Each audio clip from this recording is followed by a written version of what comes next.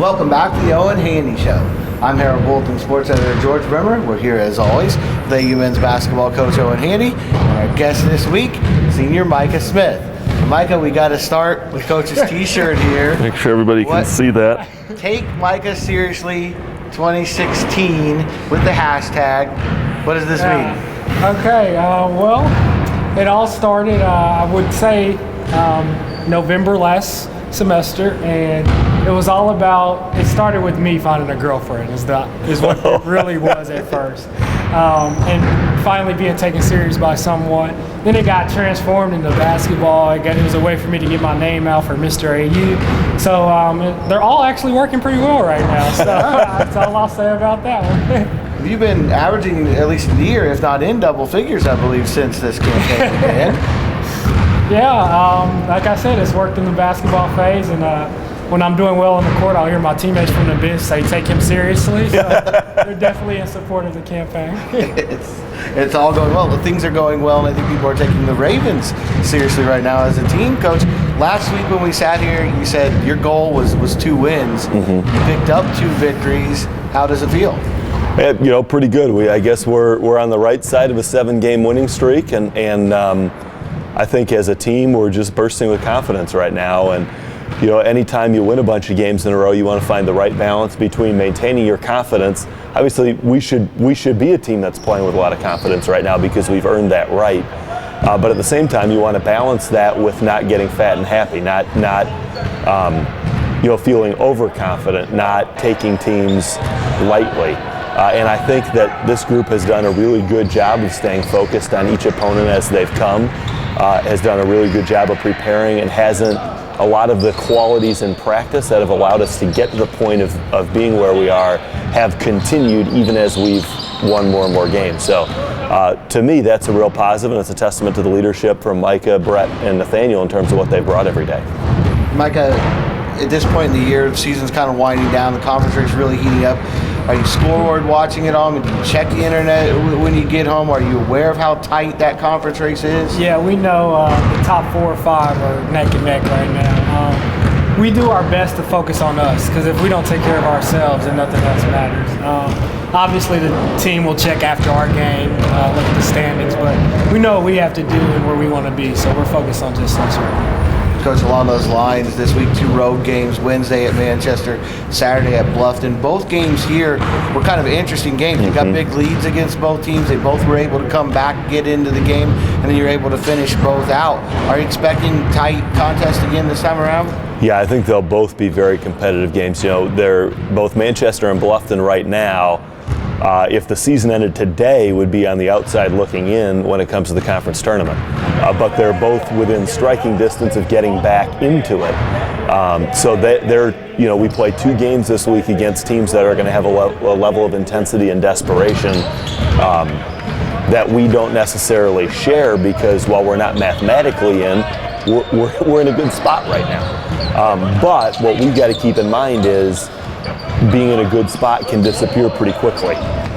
So we've got to make sure that we've got the same intensity, the same desire, the same motivation to play and win these games as the 2 teams we're playing. We've got to take them seriously, which we should. I mean, there's no reason not to. They're both good teams. They're both capable of beating us, and they're both on the road. So we've got to be mentally focused. We've got to prepare really well for the next 2. Micah, along those same lines, it wasn't that long ago this team was 2-5, and in that kind of similar situation with that hunger. Can you kind of draw on those emotions as you get ready to prepare for these games this week? Yeah, we know that we lost each one of those games, a very close game in which we could have been on the other side. And so we learned from those losses, and we know we're going to get both those teams best when we play them this week. And so we try and use our motivation within ourselves. Like, we don't want to be that team that lets that team in. Let's focus on us and keep our leadership.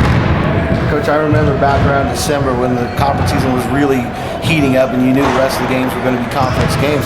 I asked you, do you change things now? Do you switch anything up? And you said, no, I don't want to kind of make it feel different to the players. Mm-hmm. Is it the same now as you come down the stretch and I guess the games take on a little more importance? Yeah, I think the trade-off probably is we're not practicing with, I don't want to say the same intensity, we're not practicing as long. So in my mind, there's a trade-off between preparation and energy level, having fresh legs, being physically ready to compete over 40 minutes or more. And there's a diminishing margin of returns with your preparation that starts to take away from your ability to perform on game days.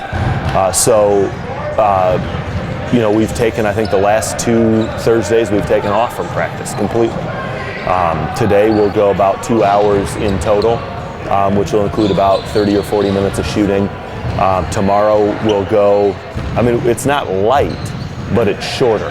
And I would say that's the biggest difference. We want our intensity of practice to be the same, but we know the guys who are playing a lot of minutes need time for their bodies to recover more so late in the year, so they're going to get more of that time. And it means sometimes you don't look as sharp when you first take the floor, but the hope would be that the trade-off is over 40 minutes of basketball, in that last 5 to 7 minutes, we've got fresh legs and we're able to make plays. Now, that's not to say we're going to be fresher than the other team, because part of that depends on how they prepare and what their trade-offs are. But at this point in the year, I believe being fresh, having energy, being able to close games is more important than what we're going to get out of being on the court for an extra half hour every day.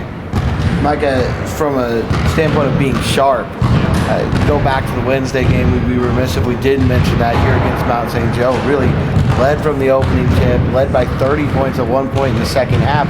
I saw you right after the game. I said, fairly impressive. And you said, yeah, can you talk a little bit about the total team effort that day against a really good Mount St. Joe team? Well, that was the only team that me and Coach Andy, since we both got here at the same time, hadn't beat.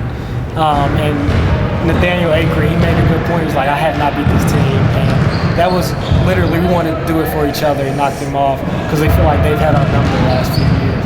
And we knew that first game, we let one slip away in the first 10 minutes of the game. And we didn't want that to happen. So we came out locked and loaded, and we were ready to win. So never look back once we started. Coach, same question we finish up with every week. This week, what's it going to take to be a successful week for the Ravens? It worked last time, so I'll say 2 wins again. That's sort of the glib answer, and I agree with that. I'd like to go win 2 basketball games. But having said that, what's most important in order for us to do that is not to be focused on winning those 2 games. It's to be focused on how do we prepare. It's to be focused on what do we need to do well. It's to have that mentality. We've got to step away from saying we've won 7 in a row and focus on the one game that's coming up. And then do that again after the game Wednesday. If we can do that, I think we got a good chance to go 2-0. If we don't do that, we're going to end up fat and happy and end up with a loss. Just like happened with Mount St. Joe coming up here. Now, I don't want to sound critical of them. I thought we played really well. But that's a game that we need to take a lesson from. Because they're certainly a better team than the margin of victory in that game indicates. And we've got to be a team that goes on the road and brings what we've brought the last 7 games. So let's be focused on that and less focused on the outcome so that paradoxically we can have a chance to get the outcome we want out of the game. How's that? Sounds good. Thanks a lot for both of your time again for joining us. And it's a big week for the Ravens. 2 huge road games. They're right in the heart of the conference race now. Wednesday at Manchester. Close enough for the fans to get to, right? Absolutely. Coach? And on Saturday at Bluffton.